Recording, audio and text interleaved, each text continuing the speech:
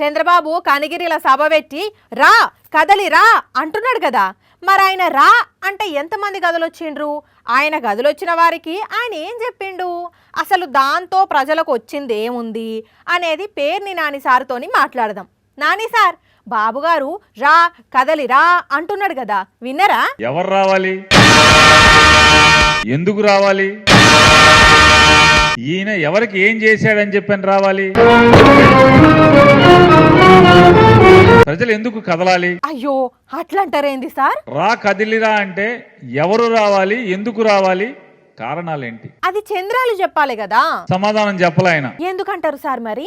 నా నుంచి మీరు ఈ ప్రజలు మేలు పొందారు కాబట్టి మీరందరూ కదలరండి అని చెప్పేటువంటి ఒక్క మాట కూడా ఆ సభలో చంద్రబాబు చెప్పలేదు. చెప్పడానికి లబ్ధి పొందిన వారు ఉంటే కదా. పగవాడికి కూడా చంద్రబాబుకు పట్టినటువంటి దుర్గతి పట్టకూడదు. సడన్ గా ఆయన మీద అంత జాలి చూపిస్తారేంటి సార్? పక్కోడు మనకు గాలి కొడితే సమ్మగా ఉంటది కానీ ఈయన గాలి ఈయనే కొట్టుకుంటూ ఉంటాడు. డప్పు కొట్టే వాళ్ళు లేనప్పుడు ఎవరి డప్పు వాళ్ళే కొట్టుకోవాలంటారు కదా సార్, అదే చేస్తుండొచ్చు. అయినా ఇప్పుడు ఆయన కొట్టుకున్న గాలింటి నానిగారు అసత్యాలతో కూడినటువంటి పొగడ్తలు. ఆయన గప్పాల గురించి మనకు తెలియంది ఏముందిలేండి, కానీ వింతగా కనిగిరిని బెంగళూరులా చేస్తానంటున్నాడు.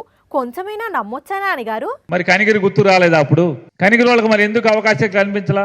2014 ముందు కూడా ఉన్నాం కదా మనం. ఇలాంటి ప్రశ్నలు అడిగితే ఆయనకు ఒళ్ళు మండుద్ది అనుకుంటా. పవన్ కళ్యాణ్ ఏమో నేను ఈ ఊళ్ళో పుట్టానంటాడు, ఈ ఊళ్ళో ఆడుకున్నానంటాడు.